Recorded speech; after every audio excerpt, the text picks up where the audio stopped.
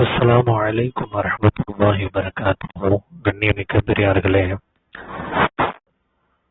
Libya அதிலிருந்து அமீர் அல் மஹதி மன்சூர் அல் ஹடாய் என்ற ஒரு இஸ்லாமியர் ஹஜ் செய்வதற்காக அவர் வீட்டில் போறதுக்காக அவர் அங்கே வராரு.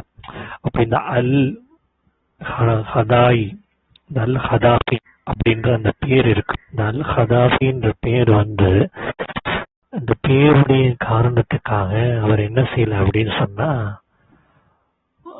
அவர் ஃபிளைட்ல அவங்க ஏத்தாம விட்டுட்டாங்க. அவர் என்ன செய்யறாரு அப்படின்னு சொன்னா, ஃபிளைட் கிளம்ப போகுது. அதனால இவர் பலமுறை வேண்டுறாரு, எங்களுக்கு கொஞ்சம் விட்டுருங்க, நான் மஞ்சுக்கு போகணும் அப்படின்னு சொல்லி ரொம்ப கேட்டு பார்க்கறாரு.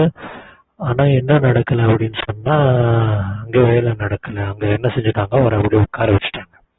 ஃபிளைட் போயிடுச்சு.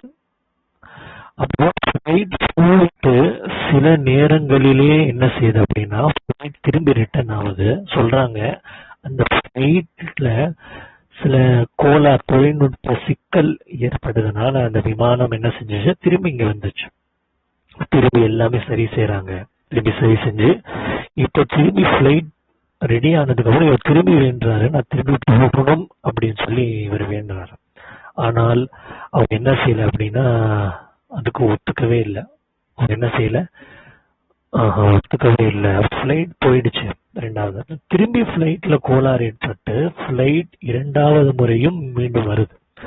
ஃபிளைட் ரெண்டாவது முறை வருது. ரெண்டாவது முறை என்ன சொல்றாங்கன்னா, அந்த கேப்டன் சொல்றாங்க, இந்த விமானத்துல அவர் அந்த நபர் இல்லாமல் நாங்க விமானத்தை மீண்டும் நாங்க என்ன செய்ய மாட்டோம், இயக்க மாட்டோம், ஏன்னா எங்களால இயக்க முடியவில்லை என்று அந்த அவர் சொல்றாரு.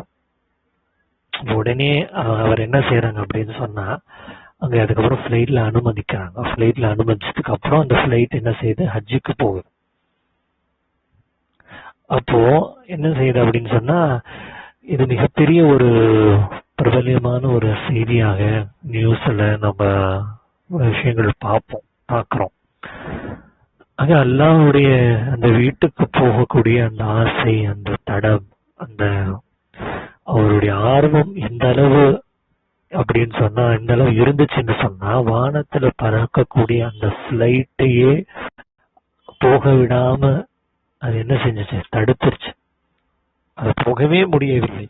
அந்த அளவு அல்லாஹ்வுடைய வீட்டை பார்க்க வேண்டும் அப்படின்னு சொல்லி அந்த ஒரு துடிப்பு, அந்த ஆசை, அந்த கவலையின் காரணமாக அவர் என்ன செய்யறாரு, அவருடைய அந்த ஃபிளைட் போக விடாம அங்கே திரும்பி வருது. இவர் போனதுக்கு அப்புறம் தான் அந்த ஃபிளைட் போகுது.